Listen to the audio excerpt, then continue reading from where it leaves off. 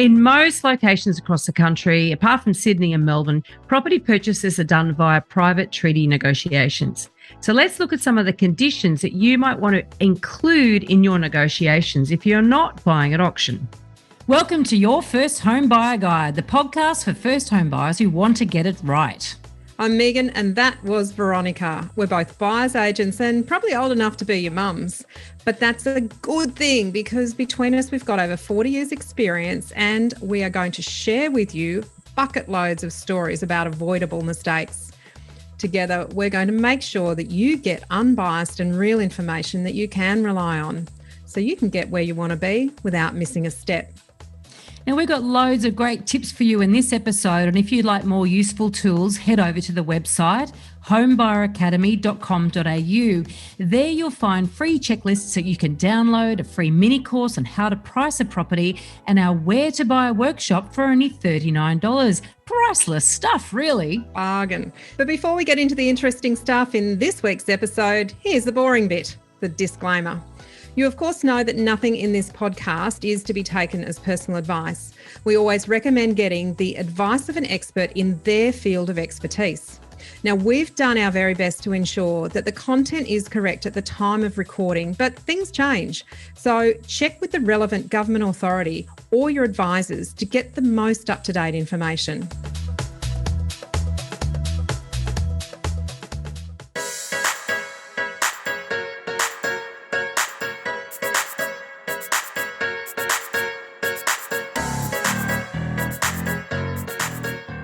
Today we're talking about special conditions that you might include in a private treaty negotiation. But before we get into that, Veronica, check out what I have in my background today. Oh my God. It has to be an English person's dream, doesn't it? It is a teapot. It's called the Teapot Gas Station in Zillah, Washington State, and it is actually a tourist attraction. You can only go there by appointment, but apparently quite an interesting place to visit. Don't know that I'd like to live there, a little bit on the small side, and I'm not a teacher myself. And they've got all those glass bricks, so it doesn't look like they've got an opening window. But, it's funny, like you think it's like shingles and glass bricks. You can only imagine. It's just a pretty ugly little thing, really. What inspired someone to create such a structure? Awful little thing. That sits alongside the big prawn and the big sheep and the big pineapple and the big banana. You got a big teapot. And I thought that it was only Australia that had things like that. There you go. No, there are so many around the place. Now, Veronica, in your first home buyer course, there are 10 methodical and systematic steps that need to be taken in the correct order to get the process done right. In step 6, we talk about the different methods of sale, the main ones being public auction, private treaty, and expressions of interest. There are some other sort of variations of those, but they're the main ones. Now, in both private treaty negotiations and expressions of interest, you can make an offer that is conditional on special conditions in most states. Not so much in New South Wales. Well, no, that's true. Typically, when you make your offer in New South Wales, they're not conditional. It's not like you can't sort of go, oh, well, I'll buy this as long as my finance comes through, or I'll buy this as long as I sell another property. There are conditions you can request though, but there's nothing that there's very, very few that would allow you to actually back out. Yeah. So without costing you anyway. Yeah. And look, we're not talking about the general conditions that are in a contract, because there's lots of standard conditions that compel each party to do certain things in certain timeframes. So they're usually quite standard conditions on most contracts. A condition in a contract is an event or an act that obliges a party to perform an action or conduct a performance as specified in the contract, and they're really clearly written. But there are many conditions in contracts, but we're only talking about these special additional kind of ones that aren't kind of in every contract, and where you might use them. Some really common ones, Veronica, you'd be familiar with these, maybe not use them yourself so much in your marketplace, but finance. So often you see a contract that is subject to finance approval. And it's usually a standard condition that is written into the terms and conditions of the contract. So, for example, in Queensland, most contracts are created through the REIQ, the Real Estate Institute of Queensland, that works together with the Queensland Law Society to produce a standard form contract so that solicitors don't have to reproduce these things over and over again for each transaction. It sort of simplifies the process. It follows Queensland property law and the legislation up here, but then there are spaces for conditions to be inserted, and two really common ones are finance. Mm-hmm. So that gives the buyer an opportunity to go to their financier, who should have obtained pre-approval through prior to making an offer on the property, because of course they would have done step one, which is actually I think that's step two, but anyway, their team. It's early on. Yeah, so they would have done step one, which is build their team, and then actually gone through the money process, which is step two. So good students, well and truly bedded down if they've done the course. But of course, that's not final approval. So what pre-approval does is it approves the person who is going to borrow the money, but then the bank wants to approve the asset or what it is that they're actually lending against, and make sure that's worth what you actually paid for it. So that's generally what a subject to finance condition allows you to do, is get that second part of the process done once you've got a property under your control. And that condition is often quite standard and really only a couple of lines written in to refer to the standard condition. And it's important because, taking it from pre-approval to unconditional approval usually requires valuation. And if that comes in at the wrong number, you have the opportunity to get out of the contract, because you're not going to be able to borrow the same amount of money you thought you were going to borrow. But I would think, and look, in New South Wales, there's such thing as a cooling off period. And in that time is where you would do that and you'd rescind, and there's a penalty for that. And we go into all the detail of that in the course. But so therefore you don't need a condition, because the cooling off is conditionless. Like, it's if you decide not to for whatever reason. Yes. Whereas if you're entering into a contract without the need for a cooling off period, it's, there's no penalty if those things don't. So generally these conditions are, the remedy is the ability to terminate if these things can't be satisfied. And I'm going to talk about how conditions are constructed shortly. But the ability to terminate the contract if the performance can't be done by the party upon whom that is meant to complete the performance, getting tongue-tied there. Then the ability to terminate rests with whichever party the condition points to as being able to terminate. Yep. Right. So that's a big one, and that's very, very common that people would use that. Yeah. The other common one is subject to building and pest inspection. And of course, if you're going to get ready for an auction, you do that prior, or maybe the owner has done one and it's an acceptable one to you. You might do another one, whatever the case may be. But a contract that's subject to a building and pest inspection allows the purchaser to do that inspection after the binding point of the contract, so when it's under your control, and you can terminate in certain circumstances. So certainly not if there's cupboards that don't close properly just because the handle's broken, or you don't like the look of the flooring after you've purchased it. It's generally based on a structural element of the building, or some sort of cost that is really unexpected and reasonably significant. Now, one of the things about those, I was going to ask you, because obviously it's not something we have to worry about very much in New South Wales, but for you up in Brizzy, do you find there's ever an argument as to what constitutes a satisfactory building inspection? Yeah, there can be. Yeah. So the condition as it's written into the REIQ contract compels the buyer to provide evidence to the seller if they are going to terminate under that condition by providing the written report. And then the seller has the opportunity to review that and say, well, hang on, I don't agree that this is unreasonable. It is very rare that a seller could stop a termination under a building and pest clause unless there really literally wasn't anything in there. But they could certainly argue that it's unreasonable. There is a reference to the buyer being reasonable in the assessment. I love that legal definition of reasonable. What a reasonable person would expect or do. What is reasonable? One of the opportunities that buyers have if there are issues found in a building and pest inspection, and again, we go through this in great detail in the course, is you can either accept it how it is, you can quantify how much it would cost to remedy the issues that have been found, and let's say, for example, that comes up to 20,000. We had a plumbing inspection on a property. There was $30,000 of remedial work needed to be done. So we renegotiated with the owner to adjust the price to compensate for that. They had no idea those issues were down there, and it's often the case themselves. Yeah. I remember, but they don't have to accept that. I just want to finish that point off. Okay. The seller does not have to accept any renegotiation, and then it's up to the buyer to then say, all right, well, I don't want to pay this $30,000. I'm just going to walk away from this property and get my deposit back and move on to the next one. So whilst you might be able to quantify and reveal information about the structural elements and issues of a property, you can't compel the owner to adjust the price to represent how much it will cost you to fix that, or compel them to actually fix it themselves. So you still have the control of being able to say, no, I'll take it as it is, or no, it's too much, I'm going to walk away and go and find another one.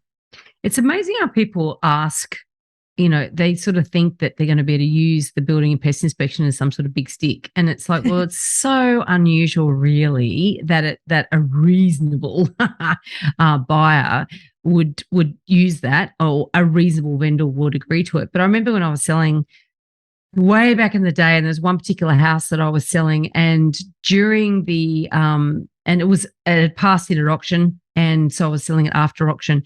And so the buyer was doing a building and pest inspection before exchanging contracts. So that's what we were doing in this area. And so they discovered live termites during the inspection. In the yard or in the property? In the property. Oh. So, of course, the owner had no idea. Oh. And it's like, oh my God. Noisy too, those things sometimes. They can be that noise. So yeah, in this particular instance, I remember we negotiated. Actually, I was acting for the seller, so I had to, put a very different hat on than the one I have on now. Yes, but also to really negotiate a deal where the seller actually dealt with those termites in a satisfactory way that the buyer was satisfied with, and then any structural, work was undertaken, or some money was left aside for it. And that can be a long process, because the process of actually baiting termites can be somewhere between 6 weeks and 3 months, I think. Oh, no, they poison them. They kill them. The baits are there for termite management. So the baits are there so that people who, they all around the perimeter of your house. I think, you're right. Even after they're poisoned, I think there is a re-inspection period. Oh, you'd have to. Yeah, you want to make sure you didn't miss any. It can take some time to get through that whole process. Oh my God. Anyway, yeah. So these things can happen, obviously, that during the building and pest inspection, but it's very unusual that it really does make any material difference to the price or to whether you would go ahead with it. What's another one? Any other? Common ones. Yeah. Sorry. I'm just trying to think of some other common ones. One that maybe, you've got that further down. I'm not jumping ahead. Okay, we're going to get.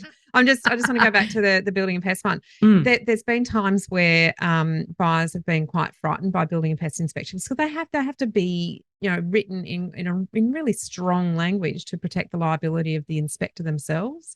And I remember a buyer of ours, a first time buyer, getting really upset that was supporting piece of the deck, I think it was, and it had some old termite damage, and the recommendation was to replace it, and they were ready to pull the plug on this property. and we building and pest inspectors that we use are generally ex-builders. So what we often get them to do is then go away and give us an idea about how much it will cost to remedy, and then we've got real facts to work with, because until then, it can sound terrible. This deck may fall down if this isn't repaired, and of course that's important. But it got the buyers so worked up. We're just saying, look, it's okay. Let's just find out how much it's going to cost. No, we just want to terminate. We can't. And it actually was about $800 to replace this particular beam. And I guess that's what I say. It can sound really terrible, and the whole thing is going to fall down. But when you actually quantify how much, and the seller just went, oh, well, what? So you want to adjust? What's the fuss about? Yeah. Yes. Really? That's what you're going to come back. Well, it's structural, and anyway. So they did they actually got it replaced in a workmanlike manner. So I guess the thing is, you can find things in these reports that sound really scary, but actually don't end up costing that much and shouldn't be a reason not to buy the property. But, it's case by case basis. Oh, God, yeah. I remember when I was a sales agent and I used to always preempt that with buyers to say, you've got to understand these are old houses and I've never come across one that hasn't had some level of termite damage. So we want to make sure it's not structurally, compromised, and also they're not active. And the other one is like, look, the building and pest inspection is a very scary document, not the least because it's got so many disclaimers in it. And even as a buyer's agent, I once had a client, we got a building and pest inspection done for this property. They went and it was okay. And they went away and read it. They came back to me and said, well, I'm not buying that because it's got asbestos. And I said, God, where did you find that? I read the report. I didn't see any mention of asbestos. So I read it again. I'm like, I can't find any mention of asbestos. And in the back at the end of it, there's like 2-3 pages of disclaimers. It was disclaimer number 13. That asbestos can exist in older buildings, and if so, blah, blah, blah, blah. It's a standard. So this client had read through everything. Literally, I had to read the report twice because I don't read the disclaimers. What's the point? And then I went, oh, it's in the disclaimers. That's when you've got to put your reasonable hat on. Yes, exactly right. All right, so let's talk about other special conditions. So they must be written up by a legal practitioner. Don't make it up yourself and don't let an agent write it. Come on. In Queensland, you can write your own, can't you? You can, but that doesn't make But you said it must be. Well, as if the law says it must be. Fair enough then. We say it must be. We say it must be. You could write it yourself. Actually, and you don't want to. Write the whole contract yourself if you want to. The entire thing. You can write only in Queensland. But look, I would certainly recommend against it. And don't agents often have a little set of contract conditions.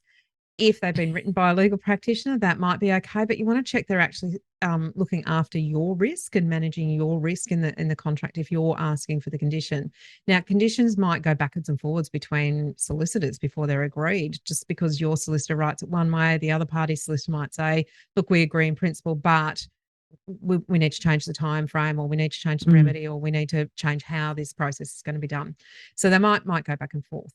They usually sound sort of something like this, and I've got one that I thought I'd kind of read out. It's something along the lines of, this contract is subject to and conditional upon the buyer being satisfied as to every aspect of the property. So there's something that be broad. Happen. Yeah, due diligence clause, the best contract condition you can ever get across the line, and probably accepted in less than 5% of proposed cases by a seller. Really good point, because just because you put the condition on your offer does not necessarily mean that they're going to be accepted. Yes. Because often, and it's market dependent, if it's a seller's market, they can say, bugger off, we'll wait for somebody else who doesn't want to do a building inspection. Yes. Or doesn't have to worry about finance. Just been through, Veronica, how many times did people make unconditional offers without doing any due diligence whatsoever before they were bound to the contract? Absolutely scares me. The other thing I'll just add in too is that contracts we've talked so many times about how different everything is in different states. And it's hilarious that in Queensland, you can literally, like you said, write your own contract. You can write your own clauses. Don't do it, but you could. In New South Wales, literally there is a box on the front, and we have an extensive contract for every property. And on the front page of that contract, there's a box, and the only thing the agent can change, not only the buyer, maybe the buyer could change it. I've never met one that would. The only thing the agent is allowed to touch inside is what's inside that box. And that literally is marking the inclusions, writing the purchaser's name, address, the purchaser's conveyances, the solicitor's details, the price, the date, and I think not even joint tenants or tenancy common, that's outside the box. Yeah. Anything outside that box, how's that for the top of my head, by the way? Just saying, everything, read a contract or two. Everything outside that box has to have a legal input. So if the sales agent can't complete it, neither can the buyer's agent even. Mm-hmm. So that's the extent of one extreme of you need to get advice to right through to how loose it is in Queensland. And I think you need more advice because of how loose it is in Queensland. I know, I 100% agree. So conditions usually have they're constructed to have an obligation against one of the parties, a time frame, so when it has to be satisfied by, how it will be satisfied, and the remedy if it's not satisfied. So there's a very structured way of putting a contract clause together. So let's have a look at what some of them might be. Sometimes people say, I want to get my conveyance searches back before it's unconditional. I want to make sure that there isn't a main road going to abut this property, or there isn't flood zone. Yeah. Hopefully you will have done that before you've actually made an offer. But if you're doing our process, you absolutely will have done it beforehand. However, flood, those sorts of things, those conveyancing searches. Is the land contaminated? Is there a protected tree that you are hoping to knock down and do a swimming pool, but you actually can't do that? These sorts of conveyancing searches, they're really checking the matters that affect the property and are done generally after the contract is formed. So if anything is found and you haven't got a condition on there that makes the contract subject to searches, anything that comes up, you probably can't terminate the contract over those sort of findings. So if you do find that you've purchased on a protected road corridor that might be a future highway, and you really haven't got an opportunity in most states to terminate the contract. But if you've got a condition that allows you to look into those sorts of things, you can. So it's that extra protection. Very useful. And yet, once again, it's about knowing what you don't know, that a lot of people don't even realize you can find this stuff out.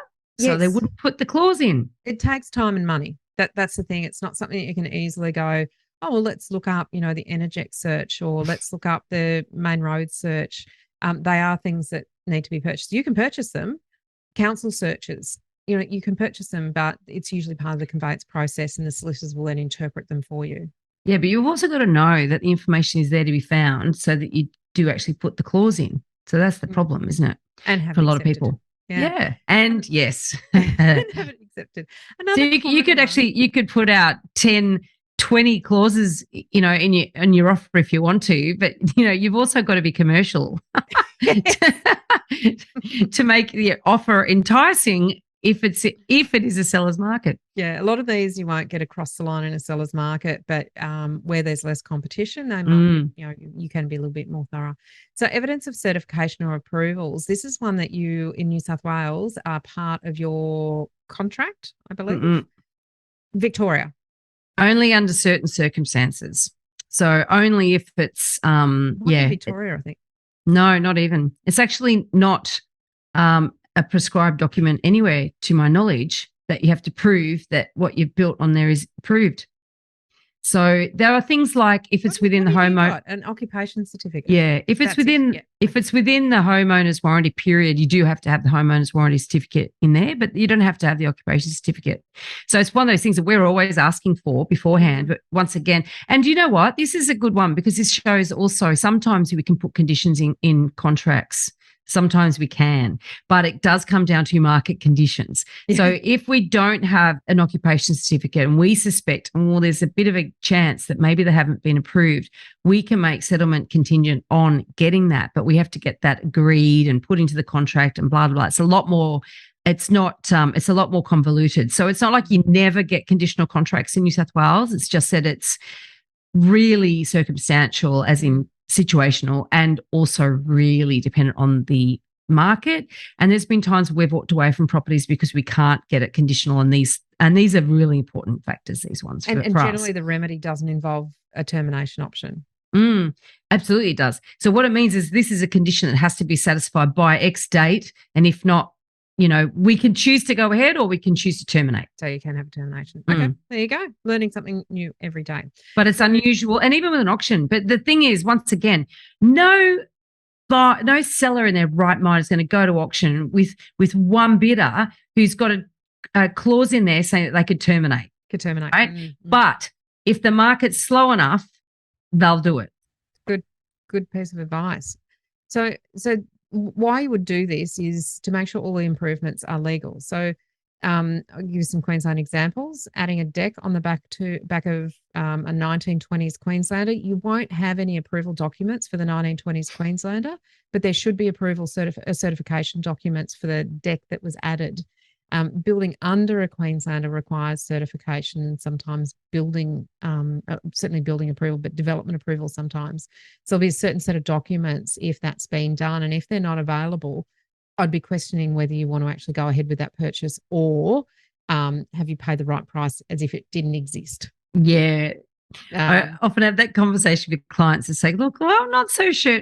What if you had to lose those rooms? What if they had to vanish? Yep. Well, what if you're only allowed to put, use them for storage? Storage, yeah. Don't pay for them as bedrooms. Pools, bedrooms that are either certified or not certified as bedrooms. That can change what price you should pay. So if you've got 2 bedrooms that are correct and legal and habitable, and 2 that aren't, then you should be paying for a 4-bedroom house. You should be paying for a 2-bedroom house. Mm-hmm. And you might just use those other rooms as bedrooms, as many people do. Carports, all of these things do require certification. And depending on how old they are, there may or may not be records of that certification.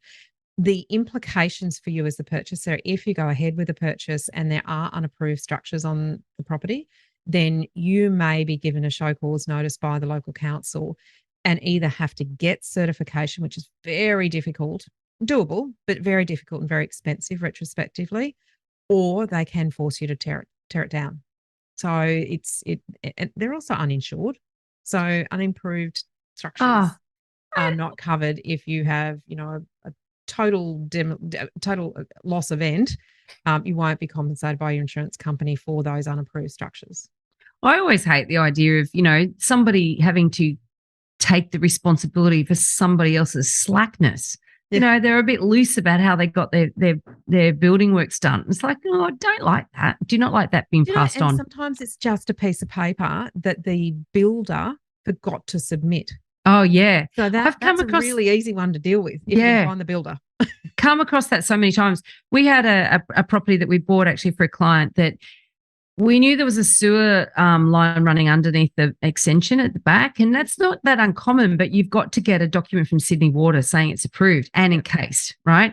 And so there's things you got to get, right? And of course they didn't have it. And not only that, they didn't even have the sewer diagram, which in New South Wales is a prescribed document. Yes. And it had a document in there saying from Sydney Water, we don't have any records of this. And I'm like, that doesn't count. And their conveyancer go, that's all I have to do. It's like, actually, no, it's not a sewer diagram. So then you got 2 conveyancers having arguments with each other about what constitutes a sewer diagram. And I'm like, well, guess what? We're not buying it without it. So you need to go and get it. Anyway, in the end, I had to get onto the agent, and it was this total convoluted nightmare to go and get those owners to dig up all that paperwork and go through this hassle. And of course, somebody somewhere, the plumber, whatever it was, hadn't submitted the paperwork. So then they're trying properly. 6 years later, 6 years later, they're trying to chase down the builder to get access to the plumber. You got to hope they're still on talking terms, Finally got to the bottom of it. But we did exchange contracts on that, and it was a condition of the purchase. So, but it's unusual, and most people would either buy it without realizing it, which is an absolute no-no, or they give up. Yeah. So. Yeah. The next one that can come up, and you may have heard this, is a subject to sale clause. Now, usually you'll only see this in a buyer's market. No, seller. Oh, yeah, sorry, a buyer's market. I'm getting myself all confused. You probably never see it, Veronica.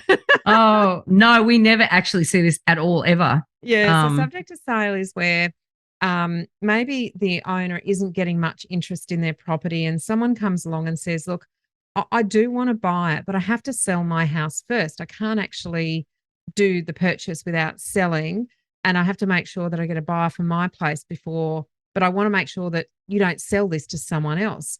And it's only where there's really no other buyers around that a seller might consider accepting this kind of condition. I'll tell you what, in the UK, in London, there can be an absolute lineup of subject to sales. The most I've seen, they call it a chain.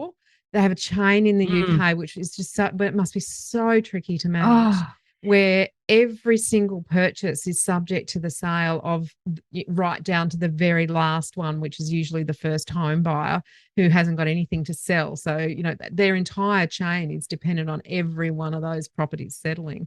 So it's it a nightmare. Imagine would be putting awful. your life on Can you hold. imagine? Even in a rising market, that's how they do it.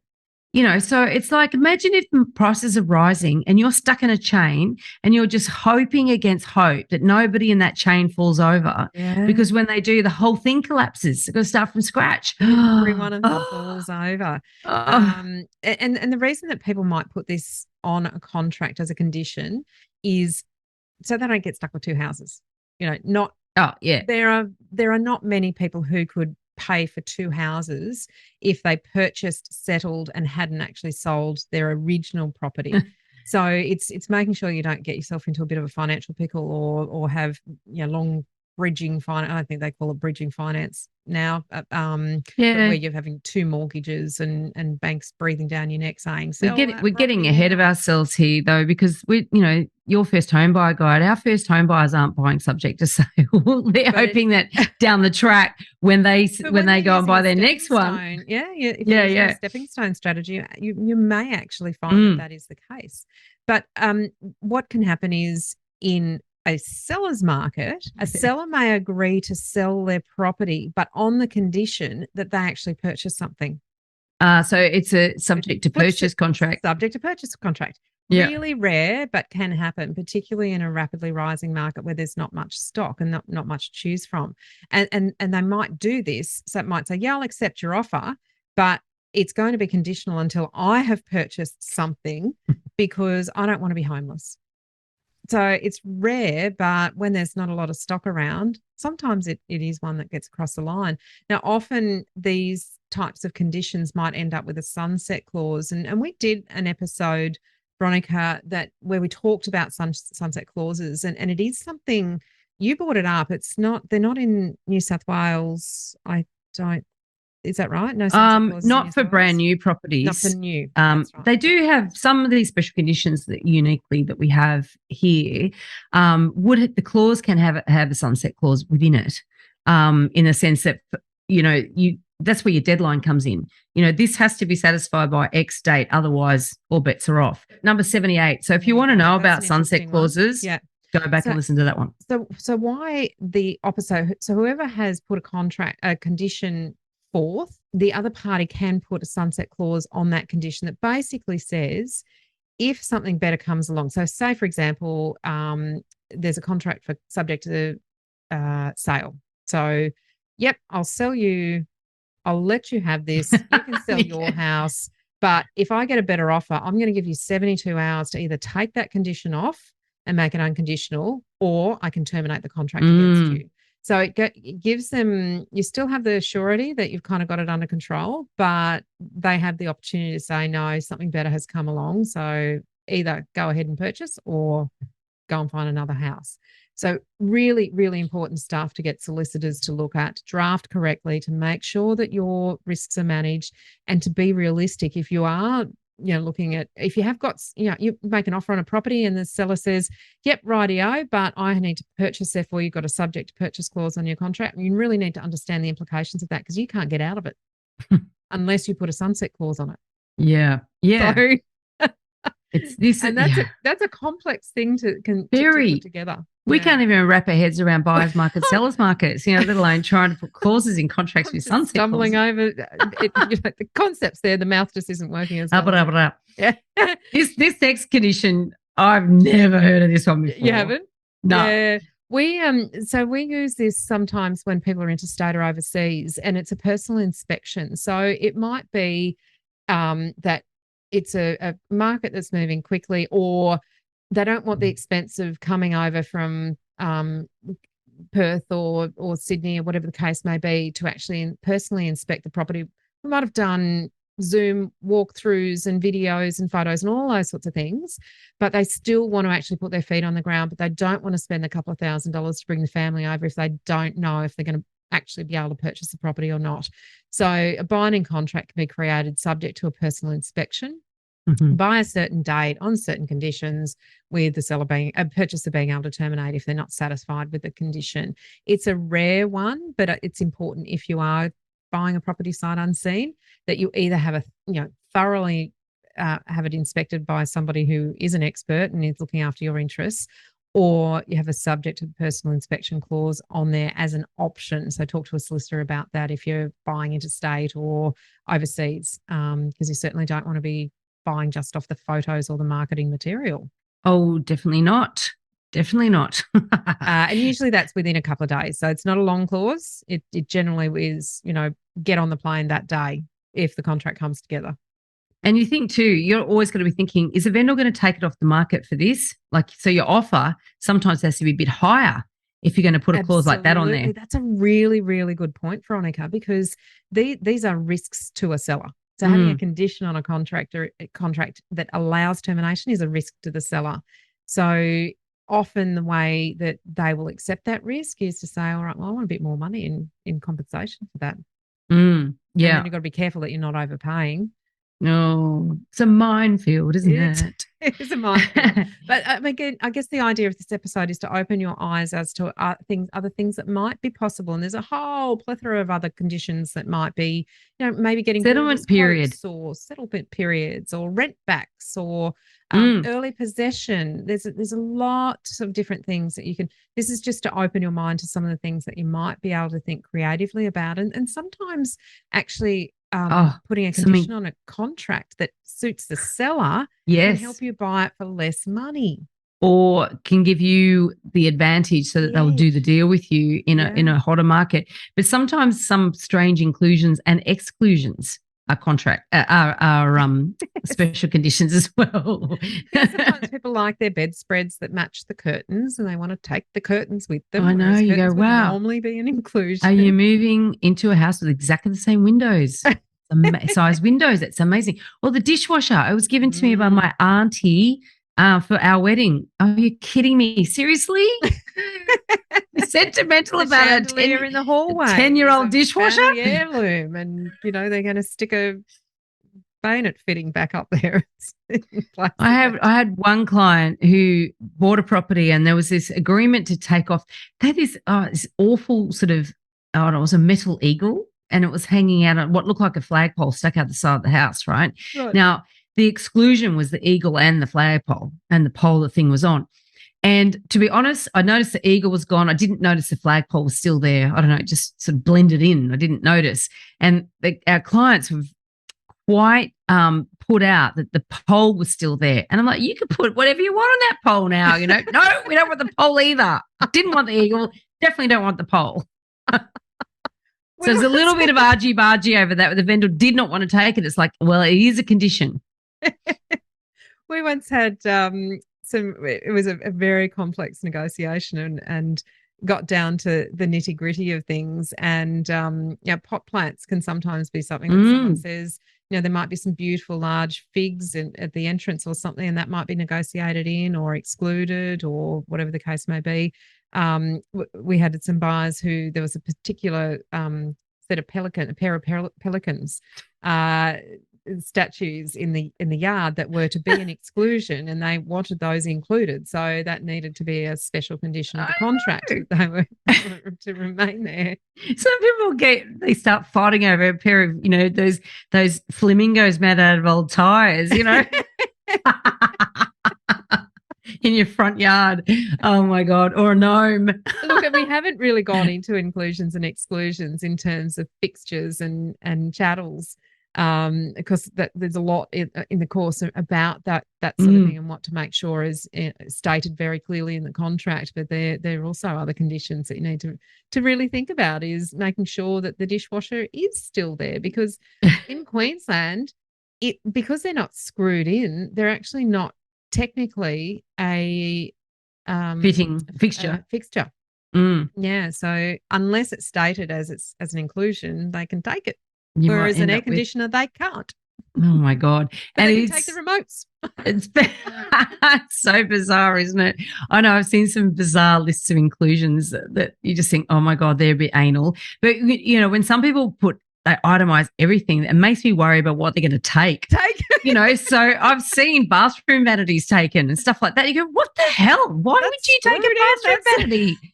It's, oh God, anyway. So yes, contract conditions, subject to and making your contract conditional on certain things like finance and like building pests and that sort of thing, is very much a location-based, privilege, and a market-based privilege, as in how hot the market is or not. Absolutely. And look, not all conditions are necessary. Generally, often a solicitor will suggest that you put a general due diligence condition on a contract. These are, as I mentioned earlier, they basically allow you to pull out of the contract for any reason whatsoever. So you can do all of your investigations and everything under a general due diligence clause, but they are really, really frowned upon by sellers and their solicitors. So you'll rarely get them accepted, because really what a condition should do is specifically say, what is it that you want to investigate, and what time frame do you need to do that, and what is going to happen if the results of that investigation are not as you expected. So not all conditions are necessary, and just because you propose one does not compel the vendor to accept it. In this episode, we've covered a very small part of our 10-step online course for first-time buyers. If you would like to learn more about the process and how to buy without making a mistake, then head over to our website, www.homebuyeracademy.com.au. Don't forget to subscribe to the podcast so you won't miss an episode. And if you like what you've heard today, please give us an iTunes review. 5 stars would be wonderful. It will help others find us as well. Thank you for joining us. We hope you found this really useful. And if you have, please share the love with others who you know are in the same boat. We'll be back next week with some more priceless stuff.